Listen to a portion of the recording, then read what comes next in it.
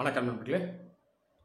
நம்ம சேனலை ஃபாலோ பண்ணக்கூடிய ஸ்டூடெண்ட்ஸ், ஐஏஎஸ் ஆஸ்பிரன்ட்ஸ், ஜென்ரலாக யங்ஸ்டர்ஸ், இவங்க எல்லாருக்கிட்டையும் இந்த சோஷியல் மீடியா சம்மந்தமான ஒரு முக்கியமான விஷயத்தை ஷேர் பண்ணணும் அப்படின்னு நினச்சேன். இன்னைக்கு தேதியில் சோஷியல் மீடியா பிளாட்ஃபார்ம்ஸ் நீங்கள் எடுத்துக்கிட்டிங்கன்னா, அதாவது வாட்ஸ்அப், யூடியூப், ஃபேஸ்புக் இதெல்லாம் நம்ம பார்த்தோம்னா நிறைய நியூஸ் வருது. அதுலேயும் ஸ்பெசிஃபிக்காக இந்த இன்டர்நேஷ்னல் ரிலேஷன்ஸ், சர்வதேச உறவுகள், இது இல்லாமல் இந்த பாதுகாப்பு இருக்கு இல்லையா, டிஃபென்ஸ் செக்யூரிட்டி சம்மந்தமான இந்த விஷயங்கள், இந்த இராணுவம் சம்மந்தமான இந்த நியூஸ் எல்லாம் வரும். நீ தேதியில் பார்த்தீங்கன்னா நிறைய நியூஸ் ஸ்ப்ரெட் ஆகுது சோஷியல் மீடியாவில். நான் சொன்னது போல் இந்த யூடியூப், ஃபேஸ்புக் மாதிரி பிளாட்ஃபார்ம்ஸில் இதில் உத்து கவனிச்சோன்னா பெரும்பாலான நியூஸ் எப்படி இருக்குன்னா ஃபேக் நியூஸாக இருக்குது, ரூமர்ஸாக இருக்குது, எக்ஸாஜரேட்டட் இன்ஃபர்மேஷன், அதாவது மிகைப்படுத்தப்பட்ட ஒரு செய்தியாக இருக்குது. அது இல்லாமல் மிஸ்இன்ஃபர்மேஷன், டிஸ்இன்ஃபர்மேஷன் கேம்பெயின்ஸ்லாம் நிறைய ஓடிக்கிட்டு இருக்கு. நீங்கள் கூட பார்த்துருப்பீங்க இந்த ஃபேஸ்புக் இல்லை யூடியூப்பில் பார்த்தீங்கன்னா, உதாரணத்துக்கு நியூஸ் இப்படி வரும்: இந்தியா சீனாவை அட்டாக் பண்ணுறதுக்கு பிளான் பண்ணிடுச்சு, நாளைக்கு அட்டாக் பண்ண போகுது, இல்லை அடுத்த வாரம் அட்டாக் பண்ண போகுது அப்படின்னு ஒரு நியூஸ் வரும். அதுக்கு இந்த மாதிரி நடவடிக்கைகள் ஆல்ரெடி எடுத்துட்டோம்னா வரும். உதாரணத்துக்கு மிசைல்ஸை ரெடி பண்ணிட்டோம், அணு ஆயுதத்தை ரெடி பண்ணிட்டோம், இல்லை ரஃபேல் ஜெட்டை ரெடி பண்ணி வச்சுட்டோம், அவங்க அட்டாக் பண்ண போகிறோம், சீனா மிகப்பெரிய அடி வாங்க போகுது இந்தியா கிட்ட, இப்படிலாம் கூட வரும். சர்க்காசமோட மிக்ஸ் ஆகி வரும், இந்த நையாண்டி நகைச்சியோட மிக்ஸ் ஆகி கூட இந்த மாதிரி நியூஸ் வரும். ஆனால் நியூஸ் பார்த்தீங்கன்னா சீரியஸாக இருக்கும்.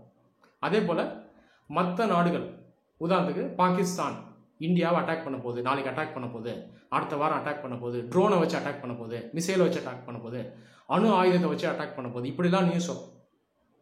ஸோ அதை நீங்களே பார்த்துருப்பீங்க. ஆனால் அதுக்கப்புறம் பார்த்தீங்கன்னா அந்த மாதிரி எதுவுமே நடக்காது. ஆனாலும் தொடர்ந்து இந்த மாதிரி நியூஸ் வந்துக்கிட்டே இருக்கு. சரி, இந்த மாதிரி நியூஸை பார்க்கறதுனால நமக்கு உண்மையிலே நாலேஜ் வளருமா? இந்த மாதிரி பார்க்கறது சரியா தப்பா? அப்போ இந்த மாதிரி நியூஸை பார்க்கக்கூடாதுன்னா ப்ராப்பராக நம்ம நாலேஜை எப்படி வளர்த்துக்கிறது, இதுதான் நம்ம அந்த வீடியோவில் டிஸ்கஸ் பண்ண போகிறோம். நிறைய ஐஏஎஸ் ஆஸ்பிரன்ட்ஸ் அவங்க கூட ரெகுலராக இந்த மாதிரி டவுட்ஸை ரைஸ் பண்ணுவாங்க. சார், இந்தியா சைனாவை வின் பண்ணணும்னா என்ன பண்ணணும், இந்தியா பாகிஸ்தானை வின் பண்ணணும்னா என்ன பண்ணணும்னு கேட்பாங்க. நம்ம தான் ரஃபேல் ஜெட்டை வாங்கிட்டோமே, அப்போ ஏன் இன்னும் காஷ்மீரை மீட் எடுக்காமல் இருக்கோம், இப்படிலாம் ரைஸ் பண்ணுவாங்க இந்த கேள்வியை. காரணம் என்னன்னா அந்த இன்டர்நெட் இன்ஃப்ளூயன்ஸ் தான். இந்த பல விஷயத்தை பார்த்து, எக்ஸாஜரேட்டட் இன்ஃபர்மேஷனை பார்த்து இவங்களாவே முடிவு பண்ணி வச்சுருப்பாங்க. ஆனால் ரியாலிட்டி பார்த்தீங்கன்னா இது கிடையாது, உண்மை இது கிடையாது. நீங்கள் ப்ராப்பராக நாலேஜை கெயின் பண்ணாதான் இந்த பாதுகாப்பு சூழ்நிலை ஆக்சுவலாக எப்படி இருக்குது, டிஃபென்ஸ் ஸ்டேட்டஸ் எப்படி இருக்குது, ஒரு நாட்டினுடைய அந்த இராணுவ சக்தி என்ன, பலம் என்னன்றதை உண்மையாலே உங்களால் சரியாக உணர முடியும். அப்படி இல்லைன்னா இந்த மாதிரி நீங்கள் இந்த மித், ரூமர்ஸ், இந்த டிஸ்இன்ஃபர்மேஷன், மிஸ்இன்ஃபர்மேஷன் இதில் நீங்கள் மாட்டுப்பீங்க. சரி, இப்போ நான் சொன்னது போல் இந்த மாதிரி நியூஸ் டெய்லி பேசிஸில் ஸ்ப்ரெட் ஆகிட்டே இருக்குது. சரி, இதை பார்த்து என்னுடைய அறிவை நான் வளர்த்துக்குவா? அதுவும் மெயினாக இந்த செக்யூரிட்டி, டிஃபென்ஸ் இருக்கு இல்லையா, பாதுகாப்பு, இராணுவம் சம்மந்தமான விஷயங்களை நான் சோஷியல் மீடியாவில் இந்த மாதிரி பார்த்து லேர்ன் பண்ணுவோம் அப்படின்னு நீங்கள் கேட்டிங்கன்னா லேர்ன் பண்ணலாம், தப்பு இல்லை.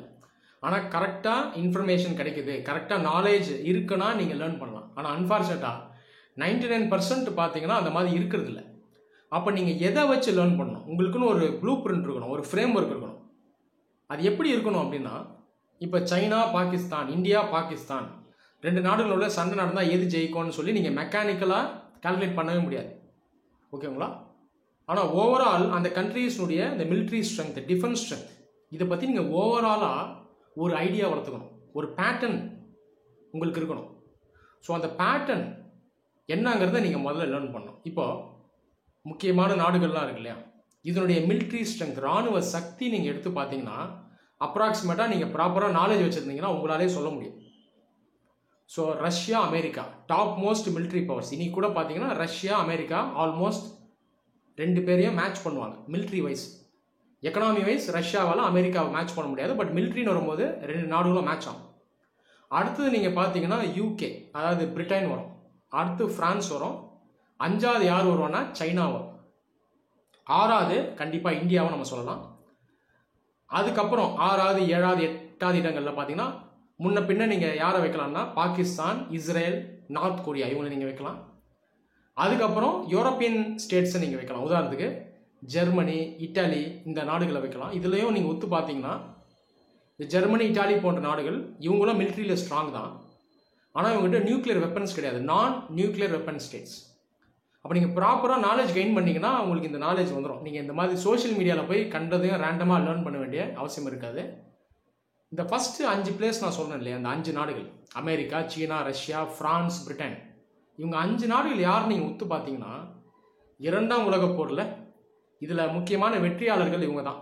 அலைடு ஃபோர்ஸஸ் இதில் இருந்த முக்கியமான நபர்கள் இவங்க தான் வின் பண்ணுது. அது இல்லாமல் முதல்ல அணு ஆயுதங்களை உருவாக்கினதும் இவங்க தான். அப்போ அது ஒரு பேட்டர்ன் இருக்குது பாருங்கள். ஃபஸ்ட்டு 5 பேர் அப்படியே வராங்க, கிட்டத்தட்ட அந்த அணு ஆயுதங்களை மொனாப்புலியாவே ஆக்கிட்டாங்க. அதுக்கப்புறம் வந்தவங்களை அப்படியே ஒதுக்க பார்க்குறாங்க. அதுக்கப்புறம் இந்தியா தான் 6வது நாடு, ஆனால் அதை அப்படியே ஒதுக்க பார்க்குறாங்க. அப்போ இவங்களுக்குள்ளே ஒரு அரசியல் இருக்குது. மிலிட்ரி ஸ்ட்ரென்த்தை வச்சு பார்த்தாலும் 5 மோஸ்ட் பவர்ஃபுல் கண்ட்ரிஸ் இந்த 5 நாடுகள் தான் கண்டிப்பாக ஓவரால் நான் சொல்கிறேன். ஆனால் இதுக்குள்ளேயே கொஞ்சம் வேரியேஷன் இருக்கும். மிலிட்ரி, ஆர்மி, ஏர்ஃபோர்ஸ், நேவி வச்சு பார்க்கும்போது இதுக்குள்ளே கொஞ்சம் வேரியேஷன் சொல்லுவோம். ஜென்ரலாக யூரோப்பியன் கண்ட்ரிஸ், அது இல்லாமல் அமெரிக்கா நேவியில் ஸ்ட்ராங்காக இருப்பாங்க. அமெரிக்கா, பிரிட்டன், ஃப்ரான்ஸ் ஏர்க்ராஃப்ட் கேரியர்ஸ்லாம் இவங்ககிட்ட அதிகமாக இருந்தது, இப்பயும் இருக்குது. அமெரிக்கா கிட்ட இப்பயும் கேரியர்ஸ் அதிகம் இருக்குது. ஃப்ரான்ஸ், யூகேலாம் பார்த்தீங்கன்னா டீகமிஷன் பண்ணிட்டாங்க நிறைய ஏர்க்ராஃப்ட் கேரியர்ஸை, அதாவது யூஸ் பண்ணாமல் வச்சுருக்காங்க. தேவைப்பட்டால் இவங்களால் ஏர்க்ராஃப்ட் கேரியரை அதிகமாகவே கொண்டு வர முடியும். அப்போ இதுக்குள்ளேயே பார்த்தீங்கன்னா வித்தியாசம் இருக்குது. நேவியை பொறுத்த வரைக்கும் வெஸ்டர்ன் பவர்ஸ் வந்து சுப்பீரியர், ரைட்டுங்களா? அதே போல் அணு ஆயுதத்தை வச்சு பார்க்கும்போது நம்பரை வச்சு பார்க்கணும், வார் ஹெட்டை வச்சு பார்க்கணும். வார் ஹெட் அணு ஆயுதங்கள் யாருக்கு அதிகம் இருக்குன்னா அதுவுமே கிட்டத்தட்ட அந்த பேட்டர்னில் அப்படியே ஃபாலோ ஆகி வரும். ஃபஸ்ட்டு அமெரிக்கா, ரஷ்யா, அடுத்தது பிரிட்டன், ஃப்ரான்ஸ், சைனா, கிட்டத்தட்ட மோரார்லெஸ் இந்த ஆர்டர் அப்படியே ஃபாலோ பண்ணிட்டு வந்துடும். அதுக்கப்புறம் பாகிஸ்தான், இந்தியா அப்படி வரும்.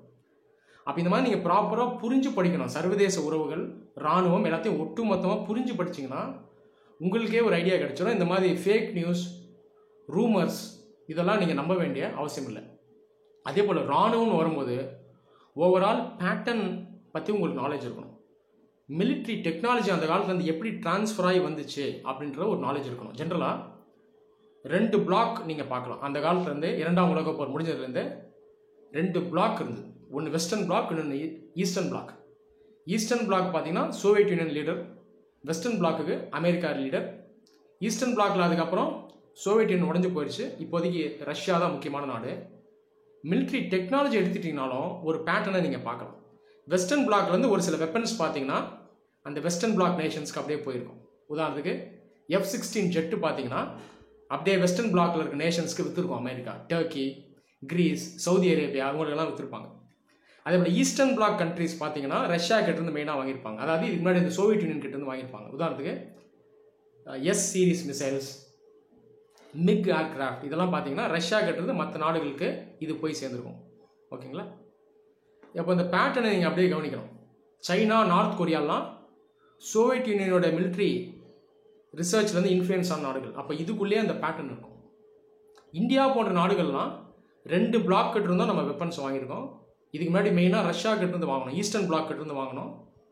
இப்போதைக்கு வெஸ்டர்ன் பிளாக் கிட்டேருந்து அதிகமாக வாங்குகிறோம். ஃப்ரான்ஸ், அமெரிக்கா, இஸ்ரேல் கிட்டேருந்து அதிகமாக வாங்குகிறோம். ஓகேங்களா? ஸோ இதுதான் நீங்கள் கவனிக்கணும். பாகிஸ்தான் எடுத்துட்டிங்கன்னா ஒரு காலத்தில் வெஸ்டர்ன் பிளாக்கோட க்ளோஸாக இருந்துச்சு, அமெரிக்காவோட க்ளோஸாக இருந்த நாடு. இப்போதைக்கு ரஷ்யா கிட்டேருந்து வெப்பன்ஸ் அதிகம் வாங்குறதுக்கு அவங்க முயற்சி பண்ணுறாங்க. டர்க்கியும் கிட்டத்தட்ட இதே கேஸ் தான், வெஸ்டர்ன் பிளாக்கோட க்ளோஸாக இருந்துச்சு. இப்போ ரஷ்யா கிட்ட அவங்க க்ளோஸாக போகிறாங்க. S-400 மிசைல்ஸை அவங்க வாங்கலாம் அப்படின்னு ஒரு முடிவு எடுத்துருக்காங்க. ஸோ இந்த மாதிரி நீங்கள் பேட்டர்னை மைண்டில் வச்சுக்கிட்டிங்கன்னா ரொம்ப ஈஸியாக இருக்கும். அதே போல் இந்த சைனா இந்தியா சண்டை நடக்குமா, நாளைக்கு இந்தியா அட்டாக் பண்ண போகுது, இப்படிலாம் நியூஸ் வரும். எனக்கு தெரிஞ்சு டெய்லிக்கும் ஒரு 1000 வீடியோ அப்லோட் ஆகுது யூடியூப்பில். இந்த வீடியோலாம் நீங்கள் பார்த்து நீங்கள் அறிவு வளர்த்துக்கணுமா? கண்டிப்பாக அந்த வீடியோவை பார்த்து ரேண்டமாக இன்ஃபர்மேஷனை மனப்பாடம் பண்ணிங்கன்னா பிரயோஜனம் இருக்காது. பாருங்கள், நான் வேண்டான்னு சொல்லலை, ஆனால் கரெக்டாக நாலேஜ் கெயின் பண்ணணும். இப்போ இந்தியா, சைனா 2 நாடுகளுக்கு நடுவில் போர் நடந்தால், ஹைபாத்தட்டிக்கலாக சொல்கிறேன், போர் வேண்டாம், நடந்தால் எந்த நாடு வின் பண்ணும்? ப்ரீஃபாக நான் சொல்கிறேன். ஓவரால் மிலிட்ரி ஸ்ட்ரென்த் பார்த்தீங்கன்னா சைனா இந்தியா விட ஸ்ட்ராங். இதுதான் உண்மை, நம்ம ஒத்துக்கிட்டு தான் ஆகணும். நியூக்ளியர் வாரட்ஸை வச்சு பார்த்தாலும், இன்ஃபென்ட்ரி ஸ்ட்ரென்த்தை வச்சு பார்த்தாலும், ஏர்ஃபோர்ஸ் ஓவரால் வச்சு பார்த்தாலும் சைனா ஸ்ட்ராங்கர் தான். ரைட்டுங்களா? நேவியை பொறுத்த வரைக்கும் நமக்கு ஓரளவு எட்ஜ் இருக்குது. மெயினாக இந்தியன் ஓஷனில் எட்ஜ் இருக்குது. கேரியர்ஸ், ஏர்க்ராஃப்ட் கேரியர்ஸ் வச்சு பார்த்தாலும் ஆல்மோஸ்ட் சேம், அந்த அளவுக்கு வித்தியாசம் இல்லை. நார்தர்ன் பார்டர், இந்த மவுண்டன் பார்டரை வச்சு பார்க்கும்போது இந்தியன் ஏர்ஃபோர்ஸ்க்கு ஒரு எட்ஜ் இருக்குது. அவங்கள விட நமக்கு கொஞ்சம் அட்வான்டேஜ் இருக்குது. ஓகேங்களா? ஓவரால் சைனீஸுடைய மிலிட்ரி ஸ்ட்ராங்னு வச்சாலும் இந்தியாவுக்கு ஒரு சில இடங்களில் எட்ஜ் இருக்குது. நான் சொன்ன போல் இந்தியன் ஓஷனில் இருக்குது, நார்தர்ன் பார்டரில் இருக்குது. அங்கே பேசஸ் நிறையா வச்சுருக்கோம். ஏர்ஃபோர்ஸில் அங்கே நமக்கு எட்ஜ் அதிகம். சொல்லப்போனால் 1962 வாரில் ஏர்ஃபோர்ஸ் நல்லா யூஸ் பண்ணியிருந்தா, சாதுரியமாக யூஸ் பண்ணியிருந்தா வின் பண்ணுறது கூட வாய்ப்பு இருக்குன்னு நிறைய மிலிட்ரி எக்ஸ்பர்ட் சொல்லியிருக்காங்க. ஸோ இப்படி தான் நீங்கள் பார்க்கணும். அப்போ சைனா ஸ்ட்ராங்காக இருந்தாலும் நாம் சில யுத்திகளை யூஸ் பண்ணால் வின் பண்ணலாம் வார். இன்னொன்று ஒத்து கவனிச்சிங்கன்னா, போருங்கிறது 2 நாடுகளுக்கு நடுவில் நடந்தாலும் மற்ற நாடுகள்லாம் ஹெல்ப் பண்ணுறதுக்கு வரும். உதாரணத்துக்கு பாகிஸ்தான் ஒரு முக்கியமான ஃப்ரெண்ட். அப்போ சைனா இந்த நாடோட சேரும் ஒரு வார் வந்துச்சுன்னா. இந்தியாவுக்கு எந்த நாடுகள் நண்பன் அப்படின்னு பார்க்கணும். ஒரு காலத்தில் ரஷ்யா நண்பனாக இருந்தது. 1971 இந்தியா பாகிஸ்தான் வாரில் ரஷ்யா நமக்கு ஹெல்ப் பண்ணாங்க. இப்போ ரஷ்யா கிட்டேருந்து நம்ம விலகி போயிட்டோம். அப்போ ஒரு போர் நடந்ததுன்னா யார் நமக்கு ஹெல்ப் பண்ணுவான்னு பார்க்கணும். இப்போதைக்கு அமெரிக்கா தான் நமக்கு நண்பன். ஆனால் அமெரிக்கா ஃபுல்லாக நமக்கு ஹெல்ப் பண்ணுமா அப்படின்றத யோசிக்கணும். சைனா அமெரிக்காவுக்குள்ளே ஆல்ரெடி ஒரு விதமான உறவு இருக்குது. அப்போ ஹெல்ப் பண்ணுவாங்களா, இதெல்லாம் நீங்கள் கால்குலேட் பண்ணணும். அப்போ அலைஸ் யார், நண்பர்கள் யார், இதெல்லாம் வச்சு கால்குலேட் பண்ணால் தான் ஒரு போரை யார் வின் பண்ணுவான்னு சொல்ல முடியும். அதுவுமே பார்த்தீங்கன்னா ஹைபாத்தட்டிக்கலாக தான் சொல்ல முடியுமே தவிர இந்த வெப்பனை வாங்கிட்டோம், இந்த ஆயுதத்தை வாங்கிட்டோம், நாளைக்கு இந்த நாட்டு நம்ம அடிச்சிருவோம் வீழ்த்திடுவோம்னு சொல்கிறது வந்து கண்டிப்பாக சென்ஸ் கிடையாது. இதுதான் உண்மை. அது இல்லாமல் ஒரு நேச்சர் ஆஃப் ஸ்டேட் அப்படிங்கிறதும் இருக்குது. ஒரு நாடு இருக்குன்னா அதனுடைய ஃபாரின் பாலிசி என்ன, அதனுடைய கொள்கை என்ன, அதையும் நம்ம எடுத்துக்கணும். நாம் வந்து போர் செய்யக்கூடிய நாடு இல்லை. நம்ம ஃபாரின் பாலிசி இதை பற்றி சொல்லலை. அப்போது முதற்கண் நம்ம போருக்கு போவோமா, அதாவது தேவையில்லாத ஒரு நேரத்தில் போருக்கு நம்ம போவோமா அப்படின்றத நம்ம யோசிக்கணும். ஓகேவா? அப்போ இதெல்லாம் வச்சு தான் நம்ம டிசைட் பண்ண முடியும். அப்போது பாகிஸ்தான் கேட்டிருந்தோம், சீனா கேட்டிருந்தோம், நாளைக்கு காஷ்மீரை மீட் எடுக்க முடியுமா, ஆக்குபை பண்ணி வச்சுருக்கேன் அந்த காஷ்மீர் பிஓகே அக்சைஷன் நாளைக்கு மீட் எடுக்க முடியுமான்றத நான் சொன்ன இந்த ஃபேக்டர்ஸை வச்சு தான் நீங்கள் டிசைட் பண்ண முடியும். ஓகேங்களா? இப்போது நிறைய பேர் இந்த மாதிரி ஸ்ப்ரெட் பண்ணுறாங்கல்ல நியூஸு. அதாவது ஒரு சில பேர் சொல்கிறேன், எல்லாரையும் சொல்ல. இந்த மாதிரி ஃபார்வர்டு மெசேஜ் அனுப்புறது, எக்ஸாஜரேட்டட் நியூஸை போடுறது, மிஸ்இன்ஃபர்மேஷன் ஸ்ப்ரெட் பண்ணுறது, சைனாவை நாளைக்கு இந்தியா அட்டாக் பண்ண போகுது அப்படின்னு சொல்கிறாங்கல்ல, இது உண்மையாங்க? அப்படி ஒரு நியூஸ் வருது அப்படின்னா ஆக்சுவலாக அது சீக்ரெட்டாக வச்சுருப்பாங்க, வெளியே சொல்லவே மாட்டாங்க. இன்னர் சர்க்கிளுக்கு மட்டும்தான் இருக்கும். பிரைம் மினிஸ்டர், டிஃபென்ஸ் மினிஸ்டர், இந்த கேபினட் மினிஸ்டர்ஸ் இவங்களுக்குள்ளே தான் இருக்கும். ஒரு சில பியூரோக்ராட்ஸ்க்கு மட்டும்தான் அந்த இன்ஃபர்மேஷன் இருக்கும். இந்தியாவில் நேஷனல் செக்யூரிட்டி கவுன்சில் ஒரு அமைப்பு இருக்குது. அவங்க தான் முக்கியமான இராணுவம் சம்மந்தமான விஷயங்களை முடிவெடுப்பாங்க. போர் புரியனாலும் அவங்க தான் முடிவெடுப்பாங்க. அப்படி இருக்கும்போது இந்த மாதிரி சோஷியல் மீடியாவில் பேசுகிறாங்க இல்லையா, இந்த மாதிரி ராங்காக இன்ஃபர்மேஷன் ஸ்ப்ரெட் பண்ணுறவங்க மட்டும் நான் சொல்கிறேன், எல்லாரையும் சொல்ல. இவங்களுக்கு இந்த நியூஸ் எப்படி வருது சொல்லுங்கள் பார்ப்போம். அரசு சீக்ரெட்டாக வச்சுருக்க விஷயத்தை இவங்க எப்படி சொல்கிறாங்க, இதை நீங்கள் யோசிக்கணும். ஸோ காமன் சென்ஸ் வச்சு நீங்களே யோசிக்கணும். ஓகேவா? அப்போ இந்த மாதிரி நியூஸ் எல்லாம் வெளியே வராது. அப்படி போரே நம்ம செய்ய போகிறோன்னா கூட வெளியே லீக் ஆகாது. அப்போ இந்த மாதிரி நியூஸ் எல்லாம் ஸ்ப்ரெட் ஆகுதுன்னா இவங்களாவே ஒரு இமேஜினேஷனில் ஹைபாத்தட்டிக்கலாக சொல்கிறது தான். அதாவது மேலோட்டமாக இந்த மாதிரி நடக்கும் அப்படின்னு இவங்க வந்து யூகிச்சு சொல்கிறது தான் இதெல்லாம். இது எதுவுமே உண்மையே கிடையாது. ஒருவேளை இவங்க சொல்கிறது தான் உண்மையினே வச்சிங்களேன், சட்டபூர்வமாக இவங்க செய்கிறது குற்றம். ஒரு இராணுவ ரகசிய மிலிட்ரி சீக்ரெட்டை கவர்மெண்ட் எடுத்துக்கூடிய ஒரு டிசிஷனை ஒருத்தர் யூடியூப்லேயே வேறு எதுலேயே பேசுகிறாருன்னா அது சட்டப்படி குற்றம். அவரை அரெஸ்ட் பண்ணலாம், ஜெயிலில் போடலாம். இதுக்கு சட்டமே இருக்குது. அஃபிஷியல் சீக்ரெட்ஸ் ஆக்ட் 1923 சட்டம் இருக்குது. இப்போ உதாரணத்துக்கு சீனாவை இந்தியா அட்டாக் பண்ண போதுன்னு வைங்க, பிளான் பண்ணிட்டாங்கன்னு வைங்க. உண்மையாலே அந்த விஷயம் எனக்கு வந்துருச்சுன்னு வைங்க, எனக்கு லீக் ஆகி வந்துருச்சு, இதை நான் யூடியூப்பில் பேசுகிறேன் அப்படின்னா நான் சொல்கிறது உண்மையாக இருந்தால் இன்றைக்கி சாயங்காலமே என்னை அரெஸ்ட் பண்ணிடுவாங்க. இதுதான் உண்மை. அப்போ அப்படி இருக்க நிலையில் இந்த மாதிரி சோஷியல் மீடியாவில் ஸ்ப்ரெட் ஆகிறதுலாம் உண்மை கிடையாது. ஓகேவா?